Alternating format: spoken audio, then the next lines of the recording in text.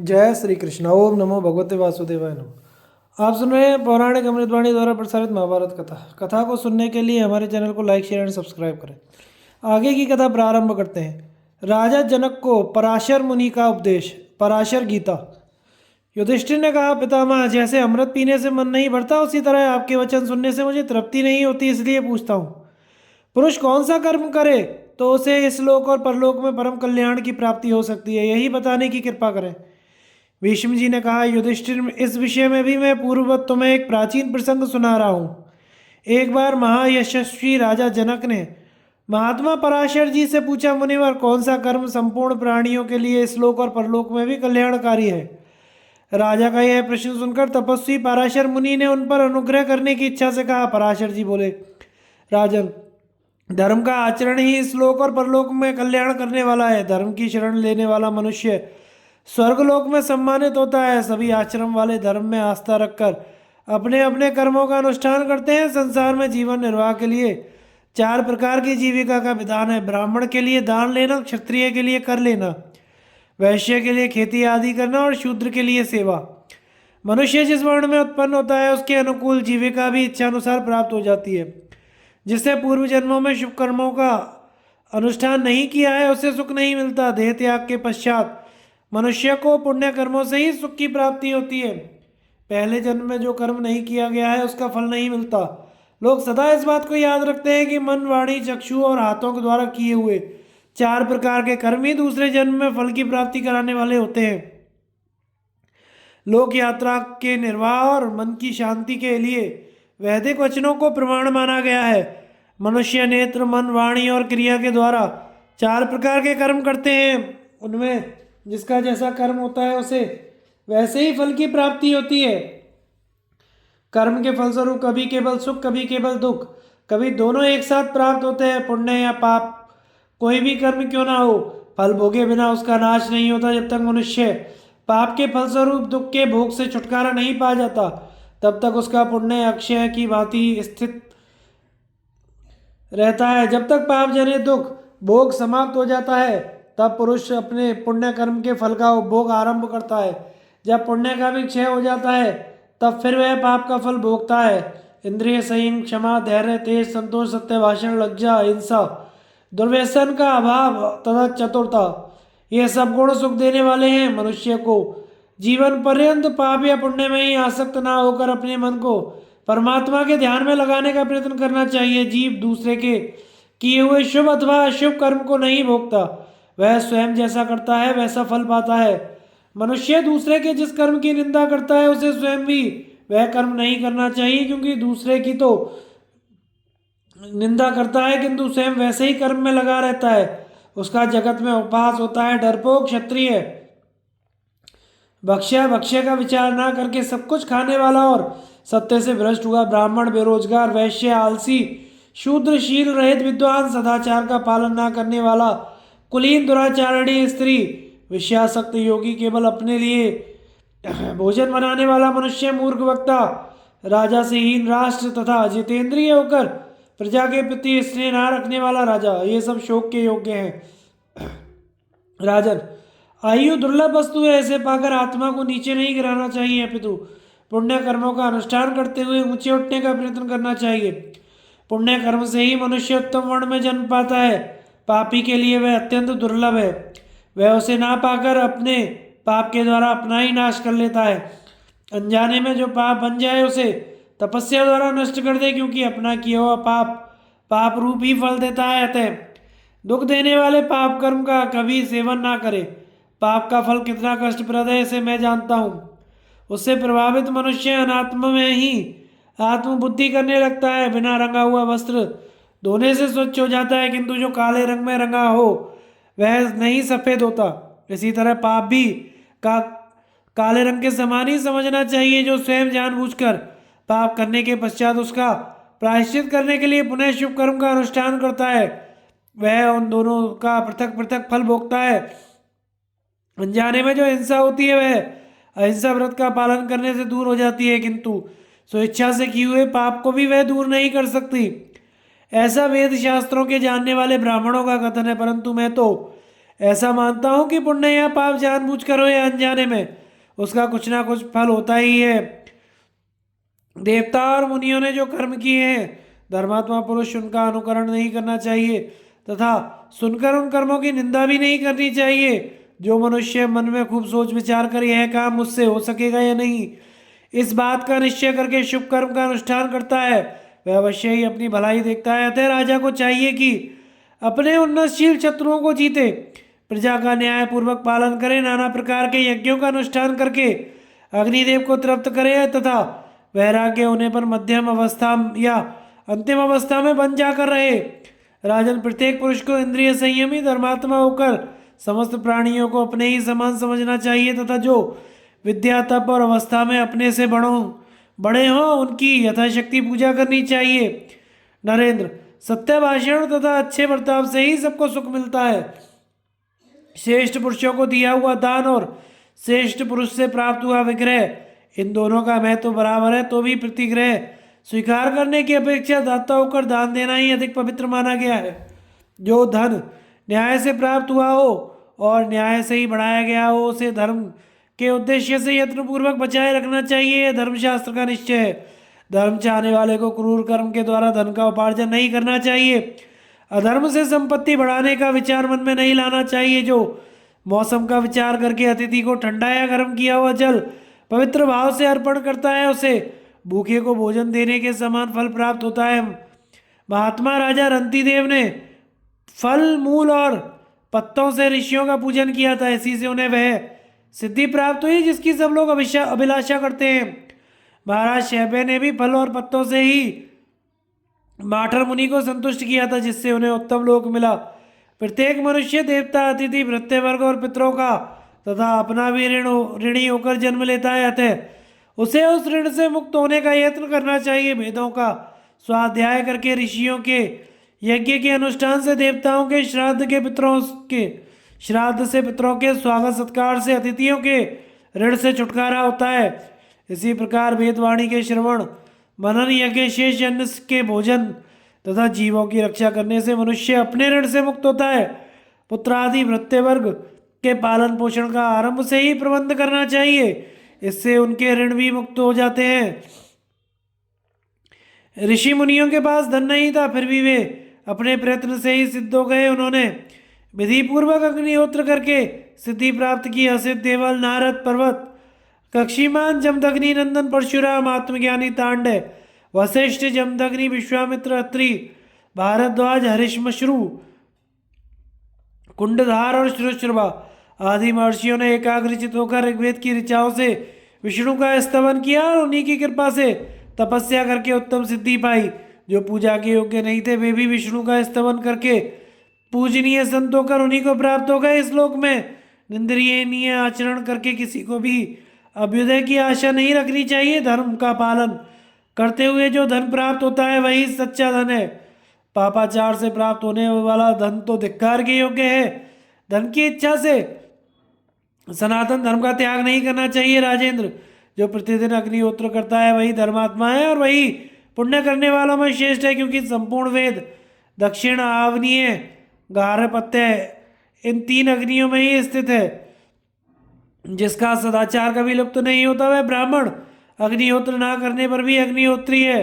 सदाचार संपादित होने पर अग्निहोत्र ना हो सके तो भी अच्छा है, किंतु सदाचार त्याग करके केवल अग्निहोत्र करना कदापि कल्याणकारक नहीं है। अग्नि, आत्मा, माता, जन्म देने वाले पिता तथा गुरु, इन सबकी यथा योग्य सेवा करनी चाहिए। जो अभिमान त्याग कर वृद्ध पुरुषों की सेवा करता, विद्वान एवं कामनाहीन होकर सबको प्रेम भाव से देखता, चालाकी से रहे तो धर्म का आचरण करता और दूसरों का दमन नहीं करता है, वह इस लोक में श्रेष्ठ है तथा सत्पुरुष भी उसका आदर करते हैं। शूद्र के लिए तीनों वर्णों की सेवा ही उत्तम वृत्ति है। यदि वह प्रेम के साथ उसका पालन करे तो वह उसे धर्मिष्ठ बनाती है। मेरा तो ऐसा विचार है कि धर्म के जानने वाले सत्पुरुषों के संसर्ग में रहना हर हालत में अच्छा है, किंतु दुष्ट पुरुषों का संग किसी भी दशा में उत्तम नहीं है। साधु पुरुषों के समीप रहने से नीच वर्ण का मनुष्य भी प्रतिभाशाली हो जाता है। श्वेत वस्त्र को जैसे रंग में रंगा जाता है वैसे ही उसका रूप हो जाता है। इसी प्रकार जैसा संग किया जाता है वैसा ही रंग अपने ऊपर चढ़ता है। इसलिए गुणों में ही अनुराग करना चाहिए, दोषों में नहीं, क्योंकि मनुष्य के जीवन अनित्य और चंचल है। जो विद्वान सुख और दुख दोनों अवस्थाओं में शुभ कर्म का ही अनुष्ठान करता है वही शास्त्र के तत्व को जानता है।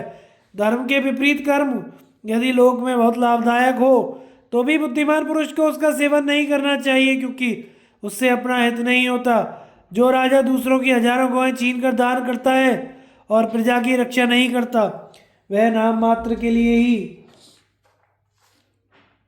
दानी है, उसे उसका कुछ फल नहीं मिलता। वास्तव में तो वह राजा नहीं लुटेरा है। जो राजा प्रतिदिन ब्राह्मणों का सत्कार करके उन्हें अपनी शक्ति के अनुसार जितना हो सके उतना दान करता है उसे उत्तम फल की प्राप्ति होती है। स्वयं ब्राह्मण के पास जाकर उसे संतुष्ट करते हुए जो दान दिया जाता है वह सर्वोत्तम माना गया है। याचना करने पर दिए हुए दान को विद्वानों ने मध्यम बताया है, और अवहेलना तथा श्रद्धा के साथ जो कुछ दिया जाता है उस दान को सत्यवादी मुनि अधम कहते हैं। मनुष्य संसार सागर में डूब रहा है तो उसे नाना प्रकार के उपायों द्वारा सदा इसके पार उतरने का प्रयत्न करना चाहिए। जिस तरह भी बंधन से छुटकारा मिले वैसा उद्योग करना ही उचित है। ब्राह्मण इंद्रिय संयम से, क्षत्रिय युद्ध में विजय पाने से, वैश्य धन से और शूद्र सेवा कार्य में चतुराई रखने से शोभा पाता है। ब्राह्मण के यहाँ प्रतिग्रह से मिला हुआ, क्षत्रिय के घर युद्ध से जीत कर लाया हुआ, वैश्य के पास न्यायपूर्वक कमाया हुआ और शूद्र के यहाँ सेवा से प्राप्त हुआ थोड़ा भी धन हो तो उसे उत्तम माना गया है।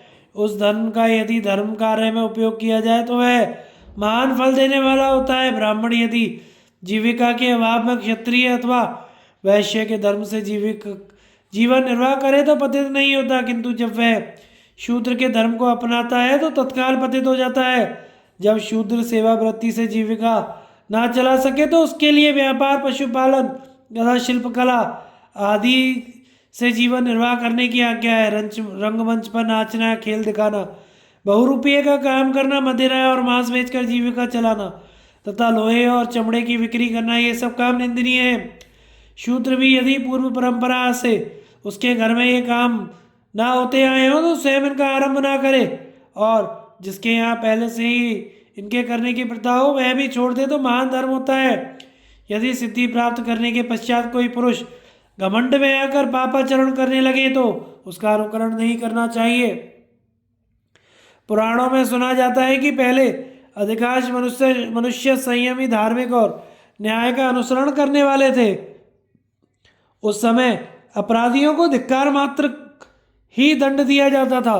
संसार के मनुष्यों में सदा धर्म की ही प्रशंसा होती है। धर्म में बड़े चढ़े लोग सद्गुणों का ही सेवन करते थे, किंतु धर्म का यह प्रचार असुरों को उससे नहीं सहा गया। वे क्रमशः बढ़कर संपूर्ण प्रजा के शरीर में व्याप्त हो गए। तब प्रजाओं में धर्म का नष्ट करने वाले दर्प, घमंड का प्रादुर्भाव हुआ। दर्प के बाद क्रोध उत्पन्न हुआ और क्रोध से आक्रांत होने पर उनकी लाज छूट गई और विनययुक्त सदाचार का लोप हो गया। फिर मोह प्रकट हुआ। मोह से अब उनमें पहले की भांति विचार शक्ति ना रही और सब लोग अपने अपने सुख के लिए दूसरों को कष्ट पहुंचाने लगे। अब उन्हें राह पर लाने में धिक्कार का दंड सफल ना हो सका। सभी मनुष्य देवता और ब्राह्मणों का अपमान करके मनमाना व्यवहार करने लगे। यह अवस्था आ जाने पर संपूर्ण देवता भगवान शंकर की शरण में गए। तब शिवजी ने देवताओं के तेज से प्रबल हुए एक ही बाण से 3 नगरों सहित आकाश में विचरने वाले समस्त असुरों को मारकर पृथ्वी पर गिरा दिया। उन असुरों का स्वामी भयंकर आकार वाला तथा भीषण पराक्रम दिखाने वाला था। देवताओं को उससे बड़ा भय होता था, किंतु भगवान शूलपाणी ने उसे भी मौत के घाट उतार दिया। उसके मारे जाने पर सब मनुष्य प्रकृति स्थित हो गए और उन्हें पूर्ववत वेद और शास्त्रों का ज्ञान हो गया। तत्पश्चात सप्तऋषियों ने इंद्र को स्वर्ग में देवताओं के राज्य पर अभिषिक्त किया और वे स्वयं मनुष्यों के शासन कार्य में लग गए। सप्तऋषियों के बाद विप्रतु नाम का राजा भूमंडल का स्वामी हुआ और भी बहुत से क्षत्रिय छोटे छोटे मंडलों में अधिपति हुए। इसलिए मैं शास्त्र के अनुसार खूब सोच विचार कर कहता हूँ, मनुष्य को सिद्धि तो अवश्य प्राप्त करनी चाहिए, किंतु हिंसात्मक कर्म त्याग देना चाहिए। बुद्धिमान धर्म करने के लिए न्याय का त्याग कर पाप मिश्रित मार्ग से धन संग्रह ना करे, क्योंकि उससे कल्याण नहीं होता। राजन, तुम भी इस तरह जितेंद्रिय क्षत्रिय बनकर बंधु बांधवों से प्रेम रखते हुए प्रजा भृत्य पुत्रों का स्वधर्म के अनुसार पालन करो। इष्ट अनिष्ट की प्राप्ति, वैर और प्रेम का अनुभव करते करते जीव के हजारों जन्म बीत जाते हैं। इसलिए तुम यदि कल्याण चाहते हो तो सद्गुणों में ही अनुराग करो, दोषों में नहीं। महाराज, मनुष्यों में जैसी धर्म अधर्म की प्रवृत्ति होती है, वैसे ही मनुष्यतर प्राणियों में नहीं होती। धर्मपरायण विद्वान सबको आत्मभाव से देखता हुआ संसार में विचरता रहे, किसी भी जीव की हिंसा ना करे। जब मनुष्य का मन कामना और संस्कारों से रहित तथा सत्य से दूर हो जाता है, उस समय वह कल्याण को प्राप्त होता है। गृहस्थ आश्रम में मनुष्य गौ, खेती बाड़ी, धन दौलत, स्त्री पुत्र और भृत्यों से संबंध हो जाता है। इस प्रकार प्रवृत्ति मार्ग में रहकर वह प्रतिदिन इन वस्तुओं को देखता है, किंतु इनकी अनित्यता को नहीं जानता। इसलिए उसके मन में राग और द्वेष बढ़ने लगते हैं। राग द्वेष के वशीभूत होकर जब मनुष्य द्रव्य में आसक्त हो जाता है, तो मोह की कन्या रति आकर उसे अपने वश में कर लेती है। रति की उपासना करने वाले सभी लोग भोगी को ही कृतार्थ समझते हैं, और रति के द्वारा जो विषय सुख प्राप्त होता है, उससे बढ़कर वे दूसरा कोई सुख नहीं मानते। फिर उनके मन पर लोभ का अधिकार हो जाता है और वे आसक्तिवश अपने परिजनों की संख्या बढ़ाने लगते हैं। इसके बाद उनके पालन पोषण के लिए धन की इच्छा होती है। यद्यपि मनुष्य जानता है कि अमुक काम करना पाप है, फिर भी वह धन के लिए उसे कर ही डालता है, तथा बाल बच्चों के स्नेह में डूबे रहने के कारण जब उनमें से कोई मर जाता है तो उसके लिए वह बारंबार संतप्त होता है। धन से जब लोक में सम्मान बढ़ता है, तो वह सदा इस बात का प्रयत्न करता है कि कभी अपनी हेठी ना होने पावे। भोग विलास की सामग्रियों से संपन्न होने के लिए जो कुछ आवश्यक समझता है, उसे ही वह करता है, उसी से एक दिन नष्ट हो जाता है। वास्तव में जो शुभ कर्मों का अनुष्ठान करते हैं और उनसे सुख पाने की इच्छा नहीं रखते, उन समत्व बुद्धि से युक्त ब्रह्मवादी पुरुषों को ही सनातन पद की प्राप्ति होती है। संसारी जीवों को तो जब उनके स्नेह के आधारभूत स्त्री पुत्र आदि का नाश हो जाता, धन चला जाता और रोग तथा चिंता से कष्ट उठाना पड़ता है, तभी वैराग्य होता है। वैराग्य से आत्म तत्व की जिज्ञासा होती है। जिज्ञासा से शास्त्रों का स्वाध्याय में मन लगता है। स्वाध्याय से उसके मन में यह बात बैठ जाती है कि तभी कल्याण का साधन है। राजन, संसार में ऐसी विवेकी मनुष्य दुर्लभ है जो स्त्री पुत्र आदि प्रेम सुखों की ओर उदासीन होकर श्रेय प्राप्ति के लिए तप में प्रवृत्त होने का निश्चय करता है। तप में सबका अधिकार है। हीन वर्ण के लिए भी अपने अधिकार के अनुसार तप का विधान है। तपी जितेंद्रिय तथा मनोनिग्रह से संपन्न पुरुष को स्वर्ग की राह पर लाने वाला है। पूर्व काल में प्रजापति ने ब्रह्मपरायण और व्रत में स्थित होकर तप के द्वारा ही संसार की सृष्टि की थी। आदित्य, वसु, रुद्र, अग्नि, अश्विनी कुमार, विश्वदेव, साध्य, पितर, मरुद्गण, यक्ष, राक्षस, गंधर्व, सिद्ध तथा दूसरे स्वर्गवासी देवता तप से ही सिद्धि को प्राप्त हुए हैं। ब्रह्मा जी ने पूर्व काल में जिन मारीची आदि ब्राह्मणों को उत्पन्न किया था, वे तप के प्रभाव से ही पृथ्वी और आकाश को पवित्र करते हुए सर्वत्र विचरते थे। मृत्युलोक में जो गृहस्थ राजे महाराजे उत्तम कुलों में उत्पन्न देखे जाते हैं, वह भी उनकी तपस्या का ही फल है। त्रिभुवन में कोई भी ऐसी वस्तु नहीं है जो तपस्या से दुष्प्राप्य हो। अतः मनुष्य सुख में हो या दुख में, मन और बुद्धि से शास्त्र का विचार करके लोभ का परित्याग कर दे। असंतोष से दुख होता है, लोभ से मन और इंद्रियों में भ्रांति होती है। भ्रांति होने पर अभ्यास रहित विद्या की भांति मनुष्य की बुद्धि नष्ट हो जाती है। बुद्धि का नाश हो जाने पर वह विवेक खो बैठता है। इसलिए दुख की अवस्था में मनुष्य को उग्र तपस्या करनी चाहिए। जो अपने को प्रिय जान पड़ता है उसे सुख कहते हैं, जो मन के प्रतिकूल होता है वह दुख कहलाता है। तपस्या करने से सुख और ना करने से दुख होता है। इस प्रकार तप करने और ना करने का जो फल है उसको तुम भली भांति समझ लो। जो पाप रहित तप का अनुष्ठान करता है वह सदा कल्याण का भागी होता है, तथा जिस पुरुष को धन, तप और दान करने की इच्छा नहीं होती, वह पाप का ही आचरण करता है और नरक में पड़ता है। मनुष्य सुख में हो या दुख में जो सदाचार से कभी विचलित नहीं होता, वही शास्त्रदर्शी माना जाता है। बाण को धनुष से छूटकर पृथ्वी पर गिरने में जितनी देर लगती है, उतना ही समय स्पर्शेंद्रिय, रसना, नेत्र, नासिका और कान के विषयों का सुख अनुभव करने में लगता है, तथा जब वह सुख नष्ट हो जाता है तो उसके लिए मन में बड़ी वेदना होती है। इतने पर भी अज्ञानी पुरुष विषयों के सुख में ही लिप्त रहते हैं, सर्वोत्तम मोक्ष सुख की प्रशंसा नहीं करते। सदा धर्म पालन करने वाले मनुष्य को कभी धन और भोगों की कमी नहीं होती। अतः गृहस्थ पुरुष को बिना प्रयत्न के प्राप्त हुए विषय का ही सेवन करना चाहिए। मेरे विचार से प्रयत्न तो स्वयं धर्मोपार्जन के लिए करना ही उचित है। जब उत्तम कुल में उत्पन्न सम्मानित तथा शास्त्र के अर्थ को जानने वाले पुरुषों का और असमर्थता के कारण कर्म धर्म से रहित एवं आत्म तत्व से अनभिज्ञ मनुष्यों का भी लौकिक कर्म नष्ट हो जाता है, तो तप के सिवा दूसरा कोई कर्म नहीं है जो उन्हें अक्षय फल देने वाला हो। गृहस्थ को सर्वथा अपने कर्तव्य का निश्चय करके स्वयं धर्म का पालन करते हुए कुशलता पूर्वक यज्ञ, श्राद्ध आदि कर्मों का अनुष्ठान करना चाहिए। जैसे संपूर्ण नदियां और नद समुद्र में जाकर मिलते हैं, उसी प्रकार समस्त आश्रमी गृहस्थ के सारे ही जीवन धारण करते हैं। राजा जनक के भिन्न भिन्न प्रश्न और पाराशर जी द्वारा उनके समाधान। पराशर गीता। राजा जनक ने कहा, भगवान अब आप मुझे वर्णों के विशेष धर्म बतलाइए, फिर सामान्य धर्मों का भी वर्णन कीजिए, क्योंकि आप सब विषयों का प्रतिपादन करने में कुशल हैं। पाराशर जी ने कहा, राजन दान लेना, यज्ञ कराना, विद्या पढ़ाना ये ब्राह्मण के विशेष धर्म है। प्रजा की रक्षा करना क्षत्रिय के लिए उत्तम है। खेती को रक्षा और व्यापार ये वैश्य के प्रधान कर्म है, तथा द्विजातियों की सेवा शूद्र का मुख्य धर्म है। ये वर्णों के विशेष धर्म बतलाए हैं। अब इनके सामान्य धर्मों का विस्तार सुनो। दया, अहिंसा, सावधानी, दान, श्राद्ध कर्म, अतिथि सत्कार, सत्य, अक्रोध, अपनी ही पत्नी में संतुष्ट रहना, पवित्रता रखना, किसी के दोष ना देखना, आत्मज्ञान तथा सहनशीलता ये सामान्य धर्म है। ब्राह्मण, क्षत्रिय तथा वैश्य इन तीन वर्णों को द्विजाति कहते हैं। उपयुक्त धर्मों में इन तीनों का समान अधिकार है। उक्त तीनों वर्ण विपरीत कर्म का आचरण करने पर नीचे गिरते हैं और अपने वर्णों में चित कर्म में स्थित रहकर उन्नति प्राप्त करते हैं। शूद्र जाति के लिए किसी वैदिक संस्कार का विधान नहीं है, उसे वेदोक्त कर्मों के अनुष्ठान का भी अधिकार नहीं है, किंतु पूर्वोक्त साधारण धर्मों का उसके लिए निषेध भी नहीं किया गया है।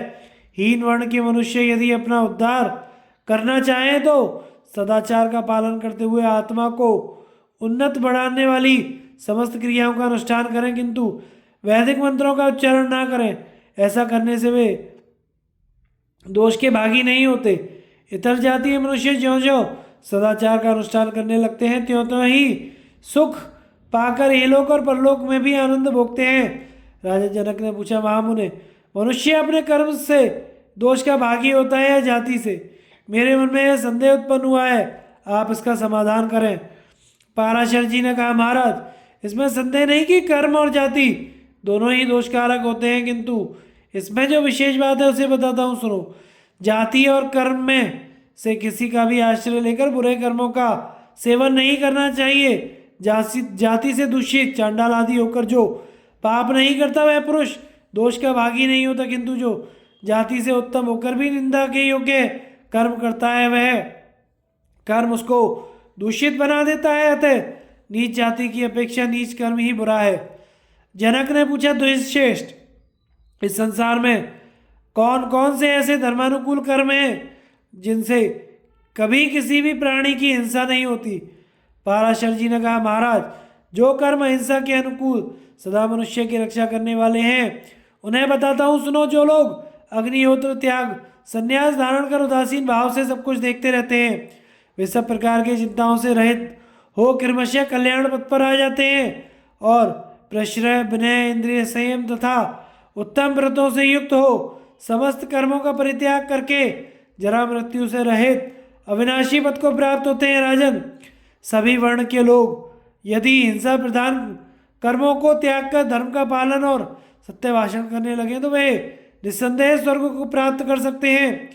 जो पिता, मित्र, गुरु तथा धर्मपत्नी के प्रति यथा योग्य प्रेम नहीं रखते, उन गुणहीन मनुष्यों को पिता आदि से कोई सुख नहीं मिलता, परंतु जो उनके अनन्य भक्त, प्रियवादी, इस साधन में तत्पर और उनके वश में रहने वाले हैं, उन्हें पिता आदि के सेवन का यथायोग्य फल अवश्य प्राप्त होता है।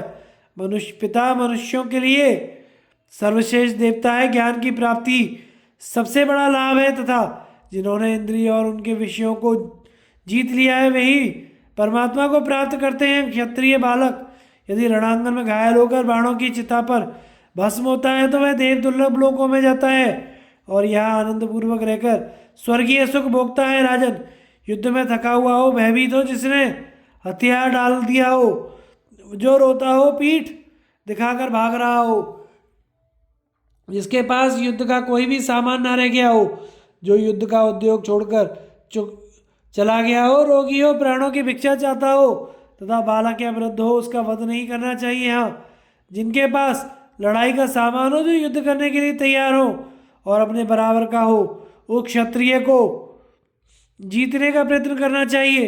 अपने समान या अपने से बड़े वीर के हाथ से मरना अच्छा माना गया है। अपने से हीन, कातर और दीन पुरुष के हाथ होने वाली मृत्यु निंदित है, क्योंकि पाप करने वाले पापी और अधम श्रेणी के मनुष्य के हाथ से जो वध होता है वह पाप रूपी माना जाता है तथा वह नरक में गिराने वाला है। यही शास्त्र का निश्चय है।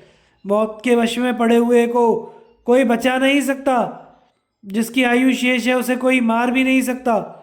मरने की इच्छा वाले ग्रस्त के लिए तो वह मृत्यु सबसे उत्तम मानी गई है, जो किसी पवित्र नदी के तट पर शुभ कर्मों का अनुष्ठान करते हुए प्राप्त हो। संसार के समस्त प्राणियों में चलने फिरने वाले जीव श्रेष्ठ माने गए हैं। इनमें भी मनुष्य और मनुष्यों के भी द्विज उत्तम है। द्विजों में बुद्धिमान तथा बुद्धिमानों में भी विचार कुशल श्रेष्ठ माने गए हैं। सूर्य के उत्तरायण होने पर उत्तम नक्षत्र तथा पवित्र मुहूर्त में जिसकी मृत्यु हो उसे पुण्य आत्मा जानना चाहिए। वह किसी को भी कष्ट न देकर प्रायश्चित के द्वारा अपने पाप को नष्ट कर डालता और शक्ति के अनुसार शुभ कर्म करके स्वेच्छा से मृत्यु को अंगीकार करता है। विष खा लेने से, गले में फांसी लगाने से, आग में जलने से, लुटेरों के हाथ से तथा दाढ़ वाले पशुओं के आघात से जो वध होता है वह भी अधम श्रेणी का माना जाता है। पुण्य कर्म करने वाले मनुष्य इस तरह के उपायों से प्राण नहीं देते तथा ऐसे ही दूसरे दूसरे अधम उपायों से भी उनकी मृत्यु नहीं होती। राजन, पुण्यात्मा पुरुषों के प्रधान ब्रह्मरंध्र भेद कर निकलते हैं, जिनमें पुण्य का फल आधा ही है, अर्थात जो पाप पुण्य दोनों से युक्त हैं उनके प्राण मध्य द्वार, मुख, नेत्र आदि से बाहर होते हैं तथा जिन्होंने केवल पाप ही किया है उनके प्राण अधोमार्ग, गुदा या शिश्न से निकलते हैं। पुरुष का एक ही शत्रु है, उसके समान दूसरा कोई शत्रु नहीं है, वह है अज्ञान, जिससे आवृत और प्रेरित होकर मनुष्य अत्यंत घोर और कठोर कर्म करने लगता है। उस शत्रु को पराजित करने में वही समर्थ हो सकता है जो वेदोक्त धर्म के पालन पूर्वक वृद्ध पुरुषों की सेवा करके प्रज्ञा स्थिर बुद्धि प्राप्त कर ले, क्योंकि अज्ञान में शत्रु को जीतना प्रयत्न साध्य है। वह प्रज्ञा रूपी बाण की चोट खाकर ही नष्ट हो जाता है। द्विज को पहले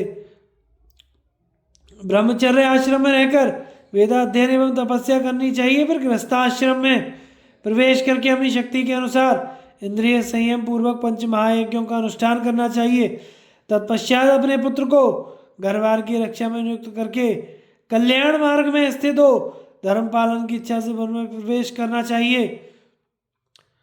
राजन, मनुष्य की यही योनि है कि वह अद्वितीय योनि है, जिसे पाकर शुभ कर्मों के अनुष्ठान से आत्मा को उद्धार किया जा सकता है। कौन सा ऐसा उपाय करें जिससे हमें इस मनुष्य योनि से नीचे ना गिरना पड़े? यह सोचकर वैदिक प्रमाणों पर विचार करके सब लोगों को धर्म का अनुष्ठान करना चाहिए। अत्यंत दुर्लभ मनुष्य शरीर को पाकर जो दूसरों से द्वेष और धर्म का अनादर करता है तथा कामनाओं में आसक्त हो जाता है, वह महान लाभ से वंचित होता है। जो मनुष्य समस्त प्राणियों को स्नेह भरी दृष्टि से देखता है तथा सब लोगों को सांत्वना देकर सबसे मीठे वचन बोलकर सभी के सुख दुख में समान भाव से हाथ बटाता है, वह परलोक में सम्मानित स्थान प्राप्त करता है। राजन, सरस्वती नदी, नैमिषारण्य क्षेत्र, पुष्कर क्षेत्र तथा जो भी पृथ्वी के पावन पर्व हैं उनमें जाकर दान और त्याग करें, शांत भाव से रहें, तपस्या और तीर्थ के जल से अपने शरीर की शुद्धि करें। मनुष्य अपनी शक्ति के अनुसार इष्टि पुष्टि शांति कर्म यजन याजन दान पुण्य कर्मों का अनुष्ठान तथा श्राद्ध आदि जो भी उत्तम कार्य करता है वह सब यह अपने ही लिए करता है। धर्मशास्त्र और षडंगों सहित वेद पुण्य कर्म करने वाले पुरुष के कल्याण के लिए ही धर्म का उपदेश करते हैं। भीष्म जी ने कहा, महात्मा पाराशर मुनि ने तो जब मिथिला नरेश को इस प्रकार उपदेश दिया तो उन्होंने पुनः प्रश्न किया। राजा जनक ने पूछा, ब्राह्मण श्रेय का साधन क्या है? उत्तम गति कौन सी है? कौन सा कर्म नष्ट नहीं होता तथा कहाँ जाने पर जीव को यहाँ फिर लौटना नहीं पड़ता? पाराशर जी ने कहा, राजन आसक्ति का अभाव तथा ज्ञान ये श्रेय की जड़ है। ज्ञान से प्राप्त होने वाली गति ही सबसे उत्तम है। स्वयं किया हुआ तप तथा सुपात्र को दिया हुआ दान ये कभी नष्ट नहीं होते। जो अधर्म में बंधन का उच्छेद करके धर्म में अनुरक्त हो जाता और संपूर्ण प्राणियों को अभिदान कर देता है उसे उत्तम सिद्धि की प्राप्ति होती है। जो 1000 गौ 1000 घोड़े दान करता है तथा जो सब भूतों को अभयदान देता है इनमें अग्रभाग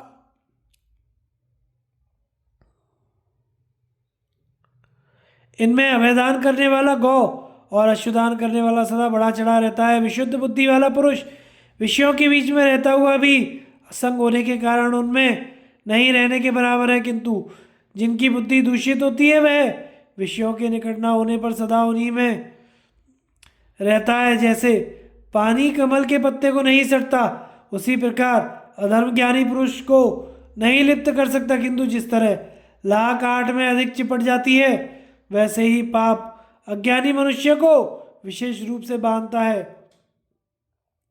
अधर्म केवल फल प्रदान करने के अवसर की प्रतीक्षा करता रहता है, वह कर्ता का त्याग नहीं करता। कर्ता को समय आने पर उसका फल अवश्य भोगना पड़ता है। जो प्रमादवश ज्ञानेंद्रियों और कर्मेंद्रियों द्वारा होने वाले पापों का विचार नहीं करता तथा शुभ और अशुभ में आसक्त रहता है उसे महान भय की प्राप्ति होती है। परंतु जो वीतराग होकर क्रोध को जीत लेता है और सदाचार का पालन करता है वह विषयों में रहकर भी पाप नहीं करता। जैसे प्रवाह के सामने सुदृढ़ बांध देने पर जल बढ़ता है, उसी प्रकार जो धर्म की बांध कर मर्यादा के भीतर आबद्ध रहता है उसका शक्ति संचय बढ़ता ही रहता है, उसे कभी दुख नहीं उठाना पड़ता। जिस प्रकार शुद्ध सूर्यकांत मणि सूर्य के तेज को ग्रहण कर लेती है उसी प्रकार साधक समाधि के द्वारा ब्रह्म के स्वरूप को ग्रहण करता है। जैसे तिल का तेल भिन्न भिन्न प्रकार के सुगंधित पुष्पों से वासित होकर अत्यंत मनोरम गंध ग्रहण करता है, वैसे ही शुद्ध चित्त पुरुषों का सत्वगुण सत्पुरुषों के संग के अनुसार बढ़ता है। परंतु जिसकी बुद्धि विषयों में आसक्त हो जाती है उसे किसी तरह अपने हित का ज्ञान नहीं रहता। जैसे मछली कांटे में गुथे हुए मांस पर आकृष्ट हो होती है उसी प्रकार वह सब प्रकार की वासनाओं से वासित चित्त के द्वारा विषयों की ओर आकृष्ट होकर दुख भोगता है। पुरुष के लिए धर्म करने का कोई खास समय नियत नहीं है, क्योंकि मृत्यु किसी की बाट नहीं होती। जब मनुष्य हमेशा मौत के मुख में ही है तो सदा धर्म का आचरण करते रहना उसके लिए शोभा की बात है। जैसे अंधा प्रतिदिन के अभ्यास से ही सावधानी के साथ बाहर अपने घर में आ जाता है, उसी प्रकार ज्ञानी मनुष्य योग युक्त चित्त के द्वारा परम गति को प्राप्त कर लेता है। जन्म में मृत्यु और मृत्यु में जन्म निहित है। जो मोक्ष धर्म को नहीं जानता वह अज्ञानी संसार में आबद्ध होकर जन्म मृत्यु चक्र में घूमता रहता है। ज्ञान मार्ग से चलने वाले को इहलोक में सुख मिलता है और परलोक में भी विस्तार अर्थात अग्निहोत्र और व्रत ज्ञान यागादि कर्म क्लेश साध्य है तथा संक्षेप यानी त्याग आदि साधन सुखपूर्वक होने वाले हैं। इनमें से कर्म विस्तार तो परार्थ है, अनात्मभूत स्वर्ग आदि लोगों की प्राप्ति कराने वाला है, किंतु त्याग आत्मा का कल्याण करने वाला माना गया है। जैसे पानी से निकालते समय कमल की नाल में लगी हुई कीचड़ तुरंत धुल जाती है, उसी प्रकार त्यागी पुरुष का आत्मा के मन के बंधन से मुक्त हो जाता है। मन आत्मा को योग की ओर ले जाता है और योगी इस मन को योग युक्त आत्मा में लीन करता है तथा इस प्रकार जब वह योग में सिद्धि प्राप्त कर लेता है तो उसे परमात्मा का साक्षात्कार होने लगता है, जो पर के लिए अर्थात इन बाह्य इंद्रियों की तृप्ति के लिए विषय भोगों में प्रवृत्त होकर इसे अपना मुख्य कार्य समझता है, वह अपने वास्तविक कर्तव्य से च्युत हो जाता है। जो विषय भोगों में आसक्त है वह कदापि मुक्त नहीं हो सकता, किंतु जो भोगों को त्याग देता है वही मुक्त होने का निश्चय करता है। जैसे जन्म का अंधा रास्ते को नहीं देखता, वैसे ही शिष्णोद्धर परायण एवं अज्ञान से आवृत जीव माया रूप कुहासे से आच्छन्न होने के कारण मोक्ष के मार्ग को नहीं समझ पाता। जैसे वैश्य समुद्र मार्ग से व्यापार करने जाकर अपने मूलधन के अनुसार द्रव्य कमा कर लाता है, उसी प्रकार संसार सागर में व्यापार करने वाला जीव अपने कर्म और विज्ञान के अनुसार उत्तम गति पाता है। दिन और रात्रि में संसार में बुढ़ापा का रूप धारण करके घूमती हुई मृत्यु समस्त प्राणियों को उसी प्रकार खाती रहती है जैसे सांप हवा पिया करता है। जीव जगत में जन्म लेकर अपने पूर्वकृत कर्मों का ही फल भोगता है। पूर्व जन्म में कुछ किए बिना यहाँ किसी को इष्ट या अनिष्ट की प्राप्ति नहीं होती। मनुष्य सोता हो, बैठा हो, चलता हो या विषय भोगों में लगा हो, उसके शुभाशुभ कर्म हर समय साथ लगे रहते हैं। बीच समुद्र से किनारे पहुंचकर फिर कोई उसमें तैरने का साहस नहीं करता, उसी प्रकार संसार सागर से पार हुए जीव का फिर उसमें पड़ना असंभव है दिखाई देता है। जैसे समुद्र में सब ओर से बहुत सी नदियां आकर मिलती हैं, उसी प्रकार मन के योग के वशीभूत होकर मूल प्रकृति में लीन हो जाता है। जिनका मन नाना प्रकार के स्नेह बंधनों में जकड़ा हुआ है वे अज्ञान के वश में पड़े हुए जीव बालू के मकान की तरह ढहकर नष्ट हो जाते हैं। जो देहधारी शरीर को ही घर और बाहर भीतर की पवित्रता को ही तीर्थ समझकर ज्ञान मार्ग से चलता है, उसे इस-लोक और परलोक में भी सुख मिलता है। कोई ना कोई संकल्प मनोरथ लेकर ही लोग मित्र बनते हैं। कुटुंबी लोग भी किसी हेतु ही नाता रखते हैं, और तो क्या स्त्री पुत्र और सेवक भी अपने धन के भूखे होते हैं। माता पिता भी किसी को कुछ नहीं देते, अपना किया वो दान ही परलोक के मार्ग में पाथे राह खर्च का काम देता है। प्रत्येक जीव अपने कर्म का ही फल भोगता है। पूर्व जन्म में किए हुए संपूर्ण शुभाशुभ कर्म जीव का अनुसरण करते हैं। कर्म फल को उपस्थित जानकर अंतरात्मा अपनी बुद्धि को तदनुकूल प्रेरणा देता है। जो पूर्ण उद्योग का सहारा लेकर तदनुकूल सहायकों का संग्रह करता है, उसका कोई भी कार्य अधूरा नहीं रहता। भीष्म जी कहते हैं, युधिष्ठिर ज्ञानी महात्मा पराशर मुनि के मुख से इस यथार्थ उपदेश को सुनकर धर्मज्ञों में श्रेष्ठ राजा जनक बहुत प्रसन्न हुए। साध्य गणों को हंस का उपदेश। युधिष्ठिर ने पूछा, पितामह, संसार में बहुत से विद्वान सत्य, दम, क्षमा और प्रज्ञा की प्रशंसा किया करते हैं, इस विषय में आपका कैसा विचार है? भीष्म जी ने कहा, युधिष्ठिर, इस विषय में साध्य गणों का हंस के साथ जो संवाद हुआ था वही पुराना इतिहास में तुम्हें सुना रहा हूं। एक समय नित्य जन्म प्रजापति हंस का रूप धारण करके तीनों लोकों में विचर रहे थे। घूमते घूमते वे साध्य गणों के पास पहुंचे। उस समय साध्यों ने उनसे कहा, हंस, हम लोग साध्य देवता हैं और आपसे मोक्ष धर्म के विषय में प्रश्न करना चाहते हैं, क्योंकि आप मोक्ष तत्व के ज्ञाता हैं। महात्मन, हमने सुना है आप पंडितों और क्षीर वक्ता हैं। आपकी उत्तम वाणी अथवा कीर्ति का सर्वत्र प्रचार है, इसलिए पूछते हैं, आपके मत में सर्वश्रेष्ठ वस्तु क्या है? किसमें आपका मन रमता है? सबसे उत्तम हो समस्त पक्षीराज, समस्त कार्यों में से जिस एक कार्य को आप सबसे उत्तम समझते हो तथा जिसके करने से जीव को सब प्रकार के बंधनों से छुटकारा मिल सके, उसी का हमें उपदेश कीजिए। हंस ने कहा, अमृत पीने वाले देवताओं, मैं तो सुनता हूँ तप, इंद्रिय संयम, सत्य भाषण और मनोनिग्रह आदि कार्य ही सबसे उत्तम है। हृदय की गांठें खोलकर प्रिय और अप्रिय को अपने वश में करें, अर्थात उनके लिए हर्ष और विषाद ना करें, किसी के मर्म में आघात ना पहुंचावें, दूसरों से निष्ठुर बात ना बोले, नीच मनुष्य से शास्त्र का रहस्य ना समझे तथा जिसे सुनकर औरों को उद्वेग हो ऐसी नरक में डालने वाली अमंगलमयी बात भी ना कहें। वचन रूपी बाण जब मुंह से निकल पड़ते हैं तो उनकी चोट खाकर मनुष्य रात दिन शोक में डूबा रहता है।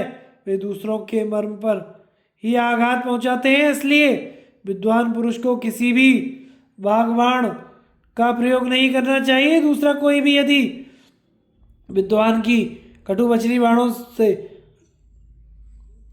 विद्वान को कटुवचनी बाणों से खूब घायल करे तो भी उसे शांति रहना चाहिए। दूसरों के क्रोध करने पर भी जो बदले में प्रसन्न नहीं रहता है वह उनके पुण्य को ग्रहण कर लेता है। जो जगत में निंदा कराने वाला और आवेश में डालने वाले प्रज्वलित क्रोध को रोक लेता है, जिसका चित्त शांत एवं प्रसन्न रहता है, तथा जो दूसरों के दोष नहीं देखता वह पुरुष अपने से द्वेष रखने वालों के पुण्य लेता है।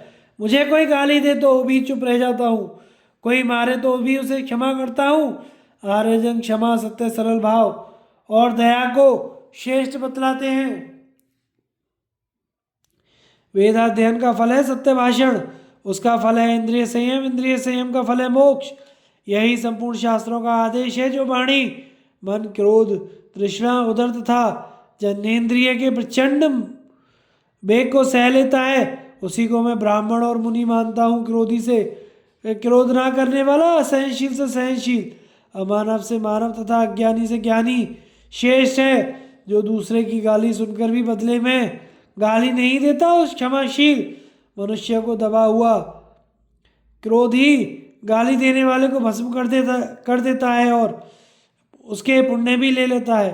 दूसरे के मुंह से अपने लिए कड़वी बात सुनकर भी जो उसके प्रति कठोर या प्रिय कुछ भी नहीं कहता तथा किसी की मार खाकर भी धैर्य धारण के बदले में ना तो उसे मारता है और ना ही उसकी बुराई चाहता है, उस पापात्मा से मिलने के लिए देवता भी सदा लालायित रहते हैं। पाप करने वाला अपराधी स्वयं अपने से बड़ा हो या बराबर उसके द्वारा अपमानित होकर, मार खाकर और गाली सुनकर भी उसे क्षमा कर देना चाहिए। ऐसा करने वाला पुरुष परम सिद्धि को प्राप्त होता है। यदि मैं सब प्रकार से परिपूर्ण हूँ, मुझे कुछ जानना या पाना बाकी नहीं है, तो भी श्रेष्ठ पुरुषों की उपासना सत्संग करता हूँ। मुझ पर ना तृष्णा का जोर चलता है ना क्रोध का। मैं लोभवश धर्म का अतिक्रमण नहीं करता और ना ही विषयों की इच्छा से ही कहीं आता जाता हूँ। मुझे कोई शाप दे दे तो भी मैं उसे शाप नहीं देता। मैं इंद्रिय संयम को ही मोक्ष का द्वार मानता हूँ। इस समय तुम लोगों को एक बहुत गुप्त बात बता रहा हूँ, सुनो। मनुष्य योनि से बढ़कर दूसरी कोई उत्तम योनि नहीं है। जिस प्रकार चंद्रमा बादलों के आवरण से अलग होकर प्रकाशमान दिखाई देता है, उसी प्रकार पापों से मुक्त होकर शुद्ध चित्त हुआ धीर पुरुष धैर्यपूर्वक काल की प्रतीक्षा करता रहे।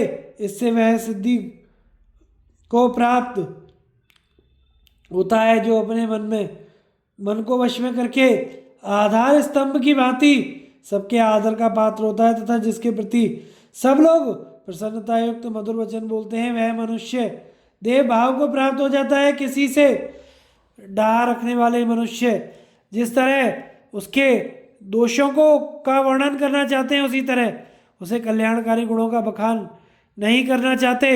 जिसकी वाणी और मन सुरक्षित होकर परमात्मा के जप तथा चिंतन में लगे रहते हैं, वह वेदाध्ययन, तप और त्याग इन सब के फल को पा जाता है। इसलिए समझदार पुरुष को चाहिए कि वह कटु वचन कहने, अनादर करने वाले अज्ञानियों को उनके दोष बताकर समझाने का प्रयत्न करे, ना कि दूसरों को बढ़ावा दे और ना अपनी हिंसा करे। विद्वान को यही चाहिए कि वह अपमान पाकर अमृत पीने की भांति संतुष्ट हो, क्योंकि अपमानित पुरुष तो सुख से सोता है परंतु अपमान करने वाले का नाश होता है। क्रोधी मनुष्य जो यज्ञ करता, दान देता, तपस्या अथवा हवन करता है, उन सब कर्मों के फल को यमराज हर लेते हैं। क्रोध करने वाले सारा परिश्रम व्यर्थ जाता है। देवताओं, जो पुरुष अपने उपस्थ, उदर, दोनों हाथ और वाणी, इन 4 द्वारों को पाप से बचाए रखता है, वही धर्मज्ञ है। जो सत्य, इंद्रिय संयम, सरलता, दया, धैर्य और क्षमा का विशेष सेवन करता है, स्वाध्याय में लगा रहता है, दूसरे की वस्तु की चिंता नहीं करता तथा एकांत में निवास करता है, वह परम गति को प्राप्त होता है। जैसे बछड़ा अपनी माता के चारों स्तनों का पान करता है, उसी प्रकार मनुष्य को उपयुक्त समस्त सद्गुणों का सेवन करना चाहिए। मेरी समझ में सत्य से बढ़कर पवित्र और कुछ नहीं है। मैं चारों ओर घूमकर देवता मनुष्यों से कहा करता हूं कि जैसे जहाज समुद्र से पार होने का साधन है, उसी प्रकार सत्य ही स्वर्ग में पहुंचाने की सीढ़ी है। पुरुष जैसे लोगों के साथ रहता है, वैसे मनुष्यों का संग करता है। जैसा होना चाहता है वैसा ही होता है। जैसे सफ़ेद कपड़े को जिस रंग में रंगा जाए वैसा ही हो जाता है, उसी प्रकार मनुष्य भी साधु, असाधु, तपस्वी तथा चोर जिसकी संगति करता है उसी के अनुसार हो जाता है। देवता लोग सदा सत्पुरुषों का संग करते हैं, उन्हीं की बातें सुनते हैं, इसलिए वे मनुष्यों के क्षण भांगुर भोगों की ओर देखने भी नहीं जाते। जो विषयों के बढ़ने घटने वाले स्वरूप को ठीक ठीक जानता है, उसकी समानता ना तो चंद्रमा कर सकते हैं ना वायु। जो दोषों का परित्याग करके हृदयारवंती परमात्मा के ध्यान में स्थित रहता है, वही सत्पुरुषों के मार्ग पर चलने वाला है। उसी के साथ देवता प्रेम करते हैं। जो सदा पेट पालने तथा उपस्थ इंद्रिय के भोगने में ही लगे रहते हैं तथा चोरी करने और कठोर वाणी बोलने वाले, वे यदि प्रायश्चित आदि के द्वारा उक्त कर्मों के दोष से छूट भी जाएं तो भी देवता लोग उन्हें पहचान कर दूर से ही त्याग देते हैं। सत्वगुण से रहित और सब कुछ भक्षण करने वाले पापाचारी मनुष्य देवताओं को संतुष्ट नहीं कर सकते। देवता तो सत्यवादी, कृतज्ञ, धर्मपरायण पुरुषों के साथ ही प्रेम करते हैं। बोलने से ना बोलना अच्छा है, किंतु यदि बोलना ही पड़े तो सत्य बोलना वाणी की दूसरी विशेषता है। धर्मयुक्त बात कहना यह तीसरी और प्रिय बोलना यह चौथी विशेषता है। साध्यों ने पूछा, हंस, इस लोक को किसने आवृत कर रखा है? क्योंकि इसका स्वरूप प्रकाशित नहीं होता। मनुष्य किस कारण से मित्रों का त्याग करता है और क्यों वह स्वर्ग में नहीं आ जाने पाता? हंस ने कहा, देवताओं, इस लोक को अज्ञान ने आवृत कर रखा है। परस्पर डाह के कारण इसका स्वरूप प्रकाशित नहीं होता। मनुष्य लोभवश मित्रों का त्याग करता है और आसक्ति के कारण वह स्वर्ग में नहीं जाने पाता। साध्यों ने कहा, ब्राह्मणों में ऐसा कौन है जो एकमात्र परम सुखी है? वह कौन है जो बहुतों के साथ रहकर भी मौन रहता है? कौन दुर्बल होकर भी बलवान है और कौन किसी के साथ भी कलह नहीं करता? हंस ने कहा, ब्राह्मणों में जो ज्ञानी है एकमात्र वही परम सुखी है। ज्ञानी ही बहुतों के साथ रहकर भी मौन रहता है, वही दुर्बल होकर भी बलवान है और वही किसी के साथ कलह भी नहीं करता। साध्यों ने पूछा, ब्राह्मणों में देवत्व क्या है, साधुता क्या है तथा उनमें असाधुता और मनुष्यता क्या है?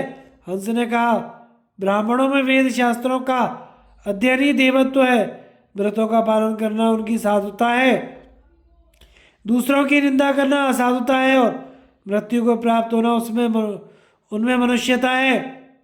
भीष्म जी कहते हैं, युधिष्ठिर, इस प्रकार यह जो साध्यों का हंस के साथ संवाद हुआ था उसका मैंने तुमसे वर्णन किया। यह शरीर ही कर्मों की योनि और सद्भाव ही सत्य वस्तु है। सांख्य और योग का अंतर बतलाते हुए योग मार्ग का वर्णन। युधिष्ठिर ने पूछा, तात, सांख्य और योग में क्या अंतर है? इसको बताने की कृपा करें, क्योंकि आपको सभी बातों का ज्ञान है। भीष्म जी ने कहा, युधिष्ठिर, सांख्य के विद्वान सांख्य की और योग के जानने वाले योग की प्रशंसा करते हैं, दोनों ही अपने अपने पक्ष में के समर्थन में उत्तम उत्तम युक्ति और प्रमाण दिया करते हैं। योग के मनीषी विद्वान अपने मत की श्रेष्ठता में यह उत्तम युक्ति उपस्थित किया करते हैं कि ईश्वर का अस्तित्व स्वीकार किए बिना किसी की भी मुक्ति कैसे हो सकती है। अतः ईश्वरवादी योगियों का ही मत सर्वश्रेष्ठ है। सांख्य मत मानने वाले महाप्रज्ञ द्विज मुक्ति का कारण इस प्रकार बताते हैं। सब प्रकार की गतियों को जानकर जो विषयों से विरक्त हो जाता है वही देह त्याग के अनंत मुक्त हो जाता है। दूसरे किसी उपाय से मोक्ष मिलना असंभव है। इस प्रकार के सांख्य को ही मोक्ष दर्शन कहते हैं। अपने अपने पक्षों को युक्ति युक्त के पक्ष में युक्ति युक्त कारण ग्राह्य होता है तथा सिद्धांत के अनुकूल हितकारी वचन मानने योग्य समझा जाता है। तुम्हारे जैसे लोगों को शिष्ट पुरुषों का ही मत ग्रहण करना चाहिए, क्योंकि शिष्ट पुरुष तुम्हारी प्रशंसा करते हैं। योग के विद्वान प्रधानतया प्रत्यय प्रमाण को ही मानने वाले होते हैं और सांख्य मतनुयायी शास्त्र प्रमाण पर विश्वास करते हैं, परंतु मैं उन दोनों मतों को तात्विक मानता हूँ। दोनों ही मतों का शिष्ट पुरुषों ने आदर किया है। यदि शास्त्र के अनुसार उनका आचरण किया जाए तो दोनों ही परम गति की प्राप्ति करा सकते हैं। बाहर भीतर की पवित्रता, तब प्राणियों पर दया और व्रतों का पालन आदि बातें दोनों मतों के समान रूप से स्वीकार की गई है। केवल उनके दर्शन शास्त्रीय प्रक्रिया में अंतर है। युधिष्ठिर, योगी पुरुष केवल योग बल से राग, मोह, स्नेह, काम, क्रोध इन 5 दोषों का मूलोच्छेद करके परम पद को प्राप्त करता है। जैसे बड़े बड़े मत्स्य जाल काटकर फिर जल में समा जाते हैं, उसी प्रकार योगी अपने पापों का नाश करके परमात्मा पद को प्राप्त करते हैं। योग बल से संपन्न पुरुष लोभ के बंधन को तोड़कर परम निर्मल कल्याण में मार्ग से मोक्ष को प्राप्त होते हैं। किंतु जैसे थोड़ी सी आग पर बड़े बड़े ईंधन रख देने से वह जलने के बजाय बुझ जाती है, उसी प्रकार निर्मल योगी महान योग के साधन से दबकर नष्ट हो जाता है। परंतु वही आग जब हवा का सहारा पाकर प्रबल हो जाती है तो संपूर्ण पृथ्वी को भी तत्काल भस्म कर सकती है। इसी तरह योगी का भी योग बल बढ़ जाने से वह महाशक्ति संपन्न हो जाता है तो उसका तेज प्रकाशित होने लगता है और उसमें प्रलयकालीन सूर्य की भांति समस्त जगत को सुखा डालने की शक्ति आ जाती है। जिस प्रकार कमजोर मनुष्य पानी के वेग में बह जाता है, उसी तरह दुर्बल योगी विषयों में से विचलित हो जाता है। किंतु उसी महान प्रवाह को जैसे हाथी रोक देता है, वैसे ही योग का महान बल पाकर योगी भी समस्त विषयों को रोक लेता है। योग शक्ति संपन्न पुरुष स्वतंत्रता पूर्वक प्रजापति, ऋषि, देवता और पंच महाभूतों में प्रवेश कर जाते हैं। अमित तेजस्वी योगी के ऊपर क्रोध में भरे हुए यमराज, अंतक और भयंकर पराक्रम दिखाने वाले मौत का भी जोर नहीं चलता। वह योग बल पाकर अपने हजारों रूप बना सकता है और उन सब के द्वारा इस पृथ्वी पर विचर सकता है।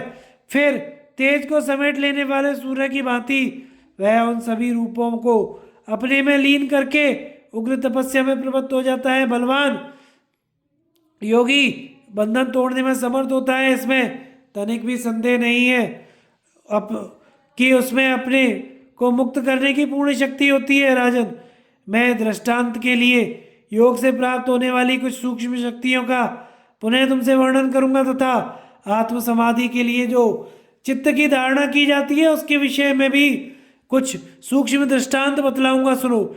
जिस प्रकार सदा सावधान रहने वाला धनुर्धर वीर चित्त को एकाग्र करके प्रहार करने पर लक्ष्य को भेद डालता है, उसी प्रकार योगी मन को परमात्मा के ध्यान में लगा देता है।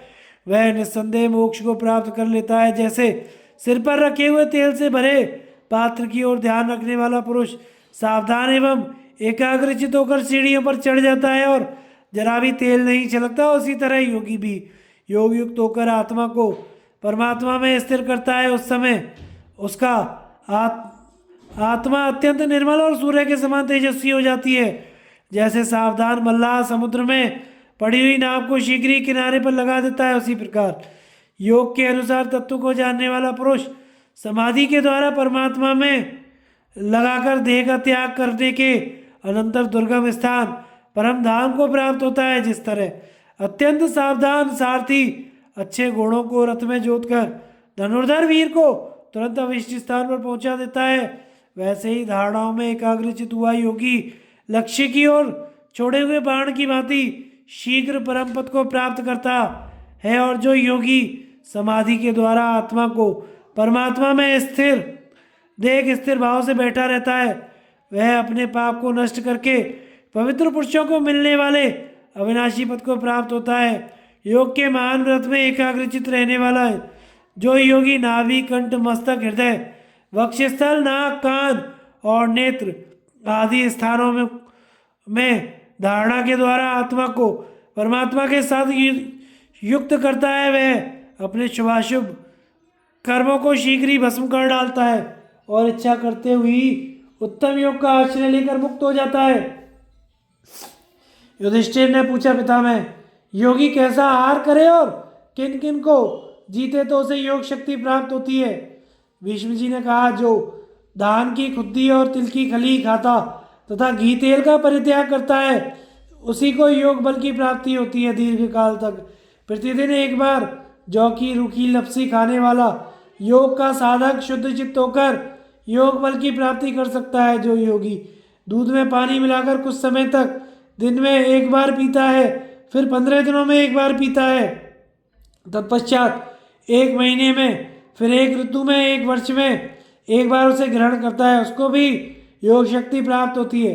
काम क्रोध शीत उष्ण वर्षा भय शोक श्वास मनुष्यों को प्रिय लगने वाले विषय दुर्जय असंतोष घोर तृष्णा स्पर्श निद्रा तथा आलस्य को जीतने वाले वीतराग महाप्राज्ञ महात्मा पुरुष स्वाध्याय तथा ध्यान का संपादन करके बुद्धि के द्वारा परमात्मा के सूक्ष्म स्वरूप का प्रकाश साक्षात्कार करते हैं। विद्वान ब्राह्मणों ने योग के इस महान पथ को दुर्गम बतलाया है, कोई विरला ही इस मार्ग को कुशलतापूर्वक तय कर सकता है। यह बहुत सर्पों कीड़े मकोड़ों गड्ढों और कांटों से भरे हुए निर्जल वन की भांति दुर्गम है। कोई द्विज इस मार्ग पर कुशल पूर्वक चल पाता है, क्योंकि इसमें बहुत सी कठिनाई है। छुरे की तीखी धार पर चाहे कोई सुगमता पूर्वक बैठ ले, किंतु जिनका चित्त शुद्ध नहीं है ऐसे मनुष्यों का योग की धारणाओं में स्थिर रहना ही नितांत कठिन है। जो विधि पूर्वक योग धारणाओं में स्थिर रहता है वह जन्म मृत्यु सुख दुख के बंधनों से छुटकारा पा जाता ही है। मैंने तुम्हें योग विषयक नाना शास्त्रों का सिद्धांत बतलाया है। योग साधना का जो कुछ कार्य है वह द्विजातियों के लिए निश्चित किया गया है, अर्थात उन्हीं का इसमें अधिकार है। योग सिद्ध महात्मा पुरुष यदि चाहे तो तुरंत ही मुक्त होकर पर ब्रह्म के स्वरूप को प्राप्त हो जाता है। वह अपने योग बल से ब्रह्मा विष्णु शिव धर्म कार्तिकेय तथा ब्रह्मपुत्र सनकादिकों के विग्रह में प्रवेश कर सकता है। इसी प्रकार चंद्रमा विश्वदेव सर्प पितर वन पर्वत समुद्र नदी मेघ नाग वृक्ष यक्ष दिशा गंधर्व तथा स्त्री और पुरुषों में प्रत्येक का स्वरूप धारण कर सकता है। युधिष्ठिर, परमात्मा से संबंध रखने वाली है कल्याणमयी वार्ता प्रसंगवश तुम्हें सुनाई गई है। योग सिद्ध महात्मा पुरुष भगवान नारायण स्वरूप हो जाता है। सांख्य का वर्णन। युधिष्ठिर ने कहा, पितामह, आपने शिष्ट पुरुषों की मान्यता के अनुसार योग मार्ग का यथार्थ रूप से वर्णन किया। अब मैं सांख्य मत की संपूर्ण विधि पूछ रहा हूँ, उसे बताने की कृपा करें, क्योंकि तीनों लोकों का संपूर्ण ज्ञान आपको विदित है। भीष्म ने कहा, राजन, आत्म तत्व को जानने वाले सांख्य शास्त्र के विद्वानों का वह सूक्ष्म ज्ञान सुनो जिसे ईश्वर कोटि में माने जाने वाले कपिल आदि महर्षियों ने प्रकाशित किया है। इस मत में किसी प्रकार की भूल नहीं देखी जाती और गुण बहुत से उपलब्ध होते हैं। इसमें दोषों का सर्वथा अभाव है। जो ज्ञान के द्वारा मनुष्य पिशाच राक्षस यक्ष सर्प गंधर्व पितर तिर्यक योनि गरुड़ मरुदगण राजर्षि ब्रह्मर्षि असुर विश्वदेव देवर्षि योगी प्रजापति तथा ब्रह्मा जी के भी संपूर्ण विषयों को सदोष जानकर संसार के मनुष्यों की परमायु तथा सुख के परम तत्वों का ठीक ठीक ज्ञान प्राप्त कर लेते हैं और विषयों की इच्छा रखने वाले पुरुषों को समय समय पर जो दुख प्राप्त होते हैं उसको त्रियग योनि और नरक में पड़ने वाले जीवों के दुख को स्वर्ग तथा वेद की फलश्रुतियों के गुण दोषों को जानकर ज्ञान सांख्य और योग मार्ग के गुण दोष भी समझ लेते हैं तथा सत्वगुण के 10, रजोगुण के 9, तमोगुण के 8, बुद्धि के 7, मन के 6, आकाश के 5 गुणों का ज्ञान प्राप्त कर तथा आत्मा की प्राप्ति कराने वाले मार्ग प्राकृत प्रलय तथा आत्मविचार को ठीक ठीक जान लेते हैं। वे ज्ञान विज्ञान से संपन्न तथा मोक्षोपयोगी साधनों के अनुष्ठान से शुद्ध चित्त हुए सांख्य योगी परम मोक्ष को प्राप्त कर लेते हैं। नेत्र रूप का, नासिका गंध का, श्रोत्र शब्द का, जिह्वा रस का और त्वचा स्पर्श का आश्रय है। इसी प्रकार वायु का आश्रय आकाश, मोह का आश्रय तमोगुण, लोभ का आश्रय इंद्रियों के विषय है। गति का आधार विष्णु बल का इंद्र, उदर का अग्नि, पृथ्वी देवी का आधार जल है। जल का तेज, तेज का वायु, वायु का आकाश, आकाश का महतत्व, महतत्व का अधिष्ठान बुद्धि है। बुद्धि का आश्रय तमोगुण, तमोगुण का आश्रय रजोगुण, रजोगुण का आश्रय सत्वगुण है। सत्वगुण प्रकृति के आश्रय में रहता है। प्रकृति जीवात्मा में और जीवात्मा परम तेजस्वी भगवान नारायण में स्थित है। नारायण का आश्रय मोक्ष है, किंतु मोक्ष का कोई आश्रय नहीं है। इस बात को जो जानते हैं वे भी मुक्त हो जाते हैं। युधिष्ठिर ने पूछा, पितामह आपको देखने में कौन कौन से ऐसे दोष हैं जो अपने ही शरीर से उत्पन्न होते हैं? आप मेरे संदेह का समाधान करने की कृपा करें। भीष्म जी ने कहा, शत्रुसूदन, कपिल या सांख्य मत के अनुयायी मेधावी विद्वान इस देह के भीतर 5 दोष बतलाते हैं, उन्हें बताता हूँ, सुनो। काम, क्रोध, भय, निद्रा और श्वास, ये 5 दोष समस्त शरीरधारियों के भीतर देखे जाते हैं। सत्पुरुष क्षमा से क्रोध का, संकल्प के त्याग से काम का, सत्वगुण के सेवन से निद्रा का, प्रमाद के त्याग से भय का और अल्प आहार के सेवन द्वारा श्वास दोष का नाश करते हैं। राजन, महाबुद्धिमान सांख्य के विद्वान सैकड़ों गुणों के द्वारा गुणों को, सैकड़ों दोषों के द्वारा दोषों को तथा सैकड़ों विचित्र हेतुओं से विचित्र हेतुओं को विशेष रूप से जानकर व्यापक ज्ञान के प्रभाव से संसार को पीने के फेन के समान नश्वर विष्णु की सैकड़ों मायाओं से ढका हुआ दीवार पर बने हुए चित्र की तरह जड़ नल के समान निस्सार अंधकार से भरे हुए गड्ढे की भांति भयंकर वर्षा काल के जल के बुदबुदों की तरह क्षणभंगुर सुखहीन पराधीन नष्ट प्राय तथा कीचड़ में फंसे हुए हाथी की तरह रजोगुण तमोगुण में मग्न समझते हैं। इसलिए वे संतान आदि की आसक्ति को दूर करके तप और विवेक रूपी शस्त्र से राजस, तामस और सात्विक गंध आदि विषयों तथा स्पर्शेंद्रियों के देहाश्रित भोगों की आसक्ति को काट डालते हैं। तदनंतर में सिद्ध या यति दुख रूपी जल से भरे हुए इस भयंकर संसार सागर को ज्ञान रूपी नौका के द्वारा तर जाते हैं तथा अत्यंत दुस्तर जन्म मृत्यु के बंधन से छुटकारा पाकर परम निर्मल आकाश स्वरूप परमात्मा में प्रवेश कर जाते हैं। फिर वहां से संसार में नहीं लौटते। यही परम गति है जो सब प्रकार के द्वंद्वों से रहित सत्यवादी, सरल तथा संपूर्ण प्राणियों पर दया करने वाले हैं। उन महात्माओं को ऐसी गति प्राप्त होती है। इस प्रकार सांख्य योगी पुण्य और पाप से रहित होकर प्रकृति का भी अतिक्रमण करके निर्द्वंद माया से परे अविनाशी भगवान नारायण प्राप्त होते हैं।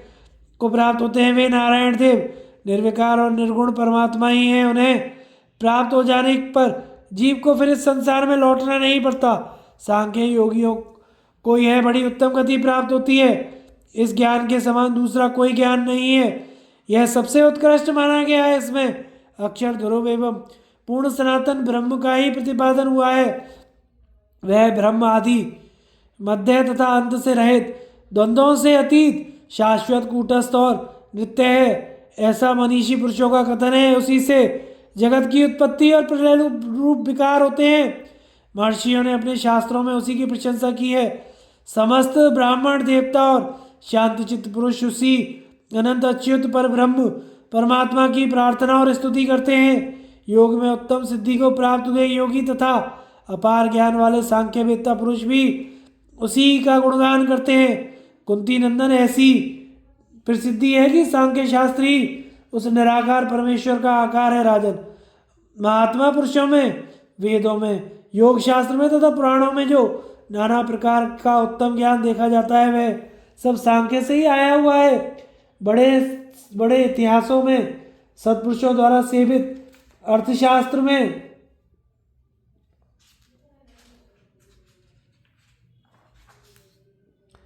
तथा इस संसार में जो कुछ भी ज्ञान है वह सब सांख्य से ही प्राप्त हुआ है। मन और इंद्रियों का संयम, उत्तम बल, सूक्ष्म ज्ञान तथा परिणाम में सुख देने वाले जो सूक्ष्मतः बतलाए गए हैं उन सबका सांख्य शास्त्र यथावत वर्णन किया गया है। सांख्य ज्ञानी शरीर त्याग के पश्चात ब्रह्म में प्रवेश करते हैं। सांख्य का ज्ञान अत्यंत विशाल और परम प्राचीन है। महासागर के समान अगाध, निर्मल तथा और उदार भावों से परिपूर्ण है। इस अप्रमेय ज्ञान को भगवान नारायण ही पूर्ण रूप से धारण करते हैं। युधिष्ठिर, यह मैंने तुमसे सांख्य का तत्व बतलाया है। इस पुरातन विश्व के रूप में भगवान नारायण ही विराजमान है। वे ही सृष्टि के समय जगत की सृष्टि और संहार काल उसका संहार करते हैं। धन्यवाद।